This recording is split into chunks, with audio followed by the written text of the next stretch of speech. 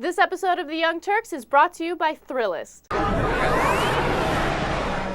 So Governor Tom Corbett from Pennsylvania just released his budget. And in his budget, he basically revealed that he plans on cutting education funding in half, especially when it comes to state universities. So to give you a specific example, Penn State would basically have a cut from $334 million down to $165 million for the next school year. Okay, so their funding has completely been cut in half, and the same will be true for all other state universities.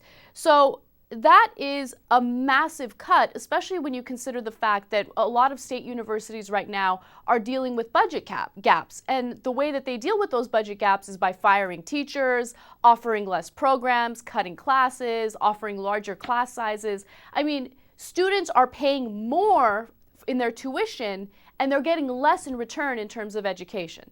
So it's a huge problem. And, you know, of course, Governor Corbett is saying, oh, well, we got to close the budget. What are we going to do? You know, we got to cut education funding. And let me just say, out of everything that he cut funding for, education was the number one thing that saw the most in cuts. So go ahead, Jake. Right. Yeah, look, he keeps saying, what are we going to do? They say, well, how about if you raise taxes a little bit? He's like, oh, no.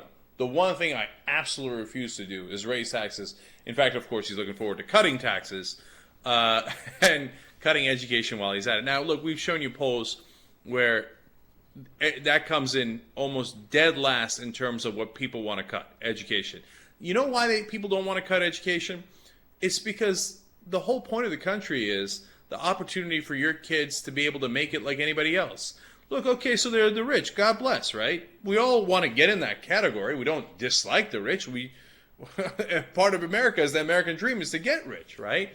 It's just about what's fair and just and possible. And what we want is the opportunity for our kids to be able to achieve that. And how do you do that? You do it through education, right? So that's why real people don't want education cut. So, but why are the Republicans so gung-ho on cutting it? Why is that their first priority? Remember in Wisconsin, Walker cut education by $900 million. Corbett in Pennsylvania is cutting it by over $800 million. And I have a little bit of a controversial theory on that.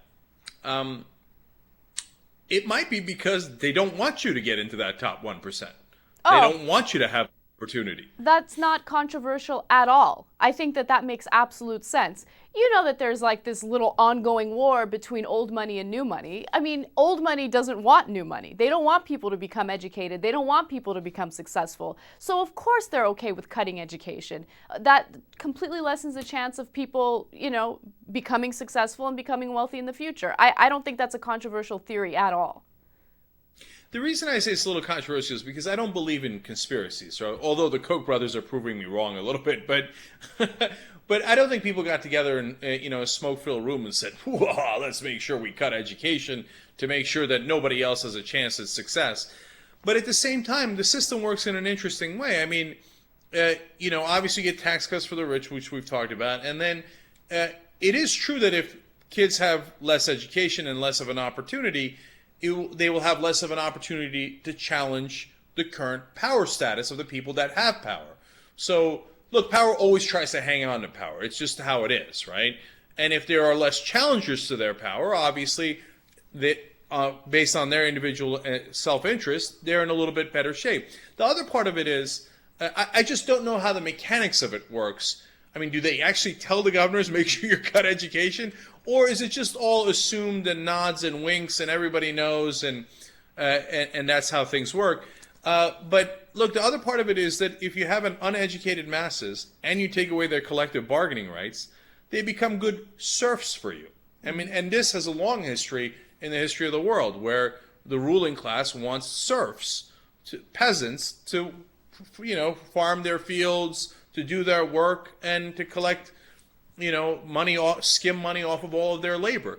And if they have no bargaining rights and they have no education, it'll be easier to control them. Thrillist gives you great suggestions for where to go when you're looking to have a little fun.